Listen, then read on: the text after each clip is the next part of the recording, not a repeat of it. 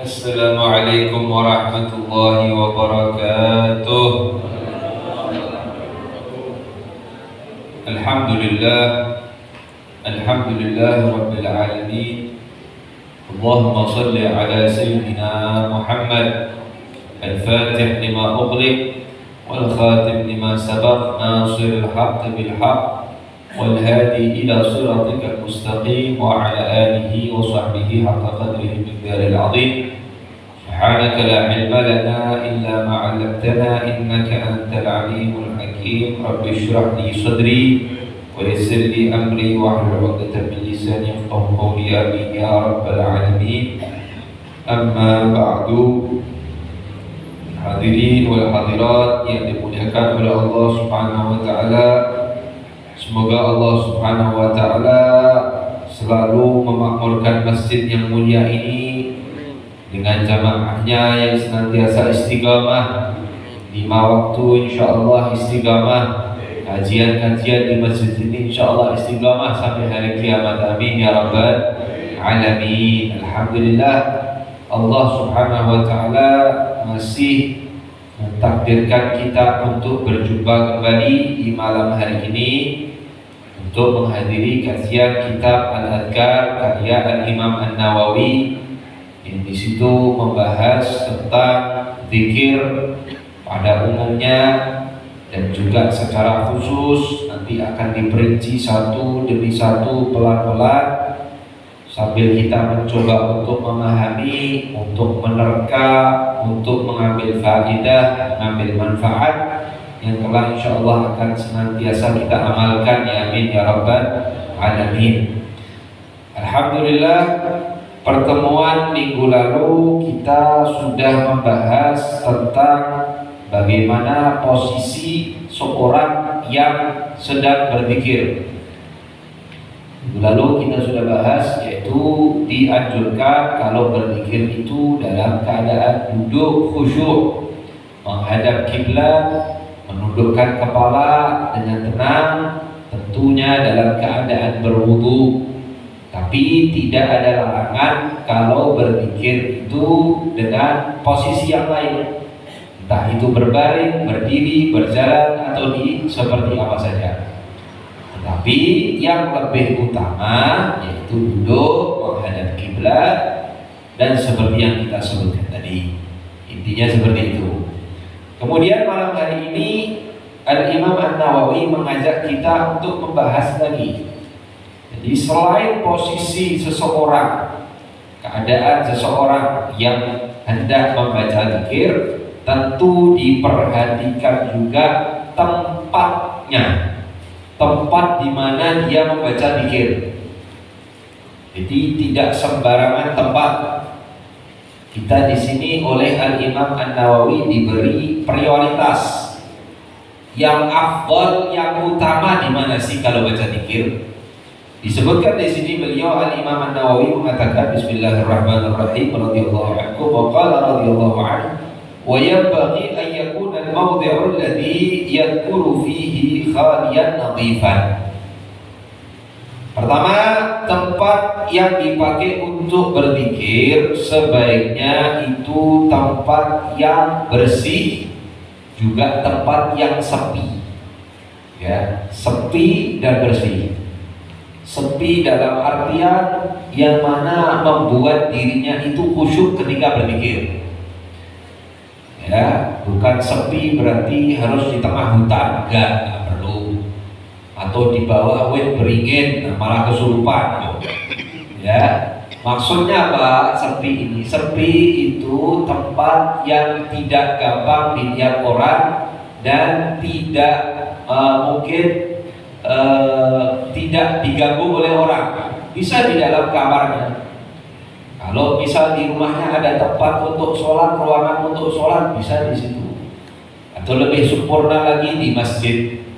Di samping sepi itu supaya orang lebih khusyuk, tidak ada yang mengganggu. Juga sepi itu dimaksudkan supaya jauh dari sifat sombong, riak, pamer.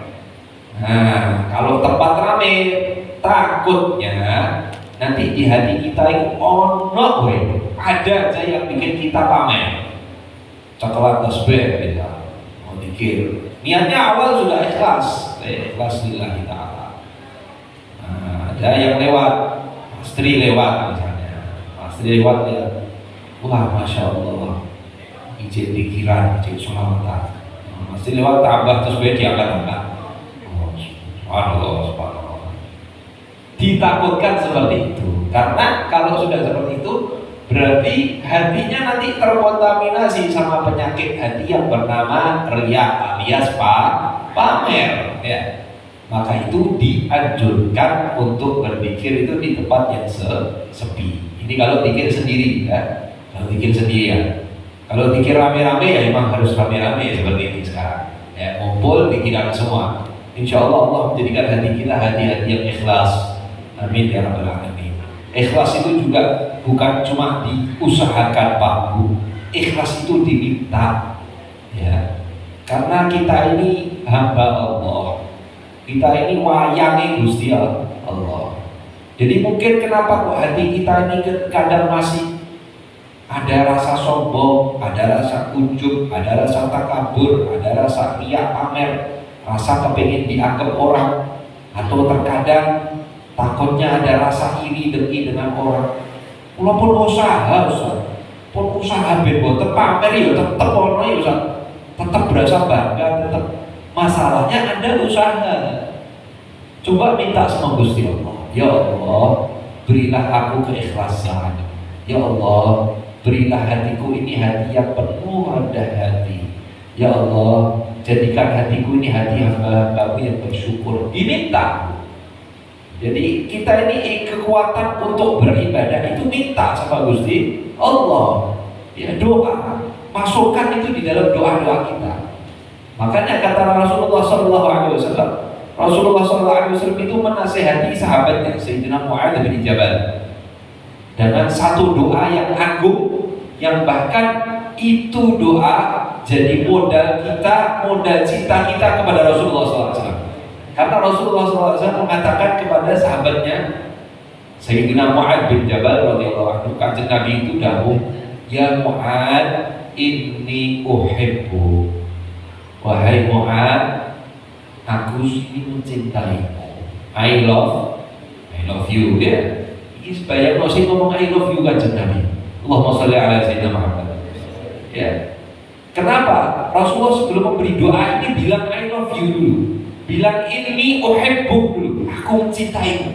Berarti benar-benar yang akan disampaikan ini sesuatu yang luar biasa. Gak sembarangan. Sing bakal take iki gak sembarangan. Rungokno ta. Aku ki sayang ambek kon. Bosok apa Jawa Timur ya. Sayang ambek kon ya. Ini ke bawah tadi saya habis ngobrol sama teman dari Jawa Timur. Aku ini sayang padamu. Aku ini sayang karo kowe, tresno karo kowe. Yang ngomong ini yang dawuh kanjeng Nabi sallallahu alaihi wasallam. Allahumma sholli ala sayyidina Muhammad. Apa kata Rasulullah? Faqul dubura kulli salatin Allahumma a'inni ala dzikrika wa syukrika wa husni ibadatik. Pasti baca. Setiap kata sholat di sini Allahumma a'inni ala dzikrika wa syukrika wa husni ibadatik. Subhanallah. Kan dibaca. Kata Rasulullah, baca wahai Mu'adz setiap selesai sholat, Allahumma a'inni ala dzikrika wa syukrika wa husni ibadatik. Artinya apa Ustaz? Artinya itu, ya Allah, a'inni, tolonglah aku ala dzikrik, dalam berzikir padamu. Allahumma a'inni ala dzikrika wa syukrik, dan bersyukur kepadamu, ya Allah. Wa husni ibadatik, dan bisa beribadah kepadamu dengan sebaik-baiknya. Jadi ibadah yang baik, rasa syukur, berzikir. Zikirnya pun dalam keadaan ikhlas, karena amalan kita ini gak ada yang diterima Pak kalau gak ikhlas. Lalu gimana supaya ikhlas? Jaluk oleh Gusti Allah. Kalau gak minta sama Gusti Allah, ya gak ikhlas kita Pak.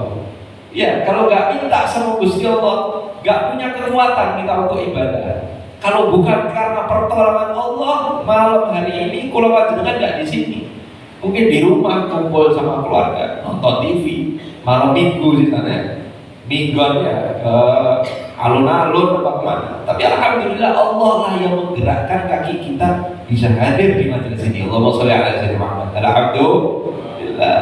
Maka dari itu penting Bapak Ibu, kita ini berdoa memohon kepada Allah supaya diberi kekuatan untuk beribadah. Ojo dunya aja dihaluke. Sami, kula nggih sami, kula panjenengan sami. Di sini tidak ada yang paling mulia di sini ya. Semua sama. Karena kita kalau doa itu ingatnya apa? Allah Gusti, muga-muga paringi duit kang kathah. Nggih nggih. Ibu-ibu ngaku Bu. Paringi duit Gusti Allah, paringi apa nih? Paringi mobil Innova Gusti Allah sing warnane putih, sak warnane sisan ya. Paringi apa nih? Utang lunas Gusti Allah. Aku paling muga-muga insyaallah minggu depan dapat arisan ya Allah. Ini di jalur dunia sekali coba ya, coba sesekali atau sertakan. Bukan berarti nggak boleh minta dunianya, nggak minta sama Allah.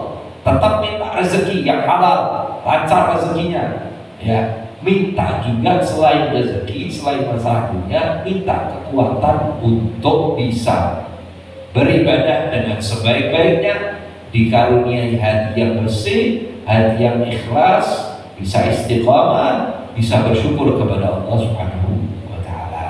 Seperti itu, mudah-mudahan insyaallah ini kita paham.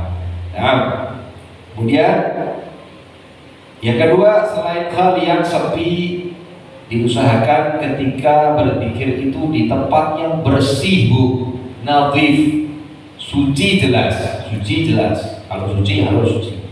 Selain suci harus bersih. Ya, karena terkadang suci tapi nggak bersih. Pripun? Ya, misal tempat yang di situ habis dibuat untuk makan, kan kotor biasanya. Ada remuan rengginang lah, ono gogrokan kelopo, bekas makan. Tapi kan suci itu, Ustaz. Ya suci, itu suci. Tapi bersih nggak? Enggak, kotor. Ya sudah, dibersihkan dulu, baru dibuat tempat berzikir atau tempat ibadah. Makanya dianjurkan apalagi kalau di rumah itu kalau sholat pakai sajadah Bu. Ya, pakai sajadah, jangan cuma di karpet. Oh, karpetnya suci kok, sah nama betul? Sah, insya Allah sah, karena suci. Cuma karpet kan biasanya digunakan untuk yang lain. Duduk di situ, makan di situ, nanti ada tamu di situ ikut duduk, nungguin tamunya, ketumpahan teh, ketumpahan susu, suci, cuma kurang bersih. Ya usahakan kita sempurna. Kita mau menyebut sesuatu yang sempurna. Kita yang mau mengingat berzikir yang disebut ini siapa yang zikir? Gusti Allah. Subhanallah, alhamdulillah. Atau bersolawat yang disebut kanjeng Nabi Muhammad sallallahu alaihi wasallam. Yang disebut ini sesuatu yang mulia, jadi perhatikan di mana kita menyebut hal itu. Bersihkan tempat, sucikan tempat, tempat yang sepi, tempat yang khusyuk. Harus dimatiin atau enggak Ustaz lampunya? Tergantung.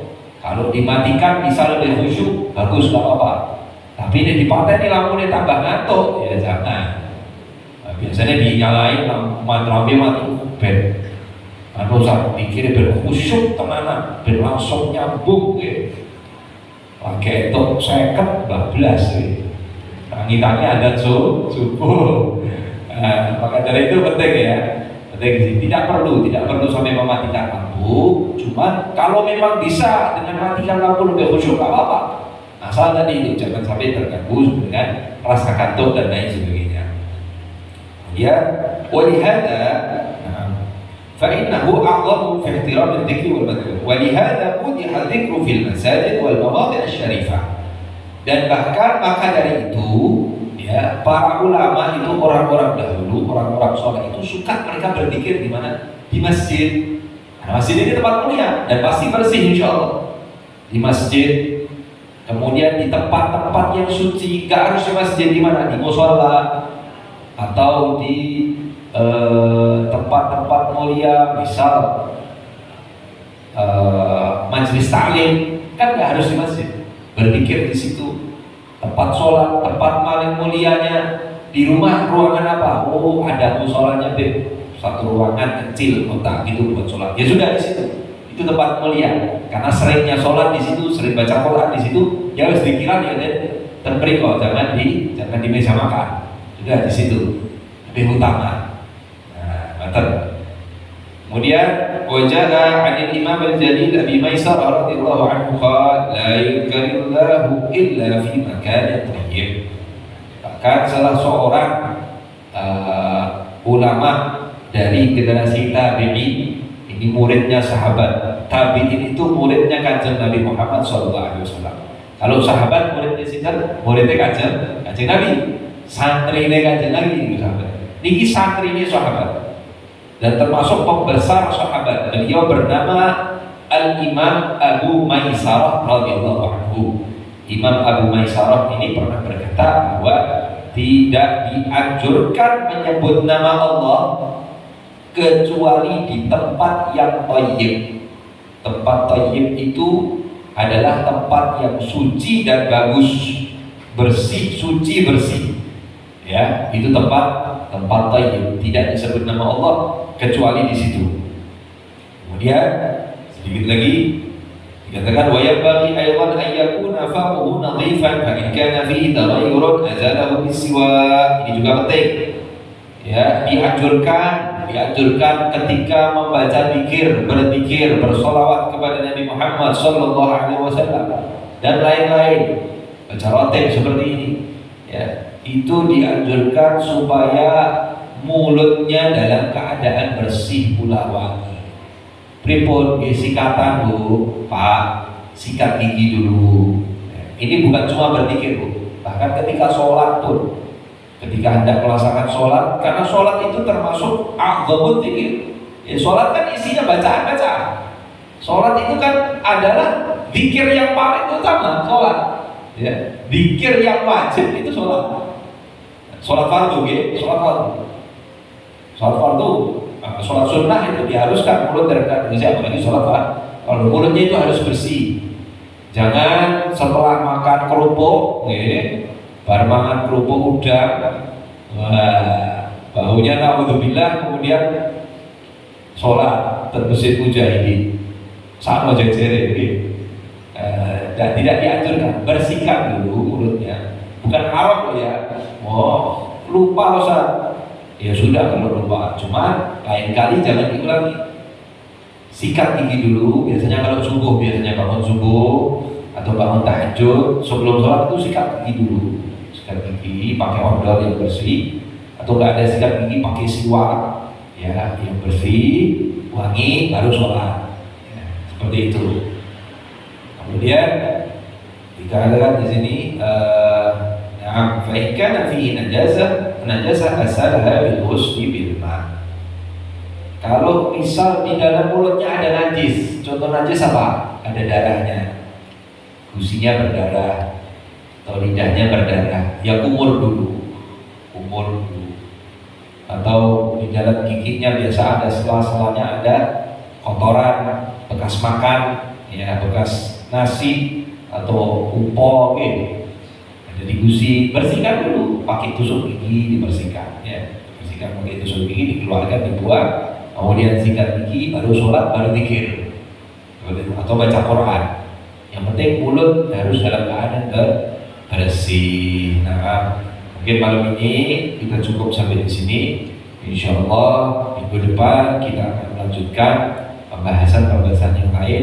Allahu ta'ala alam.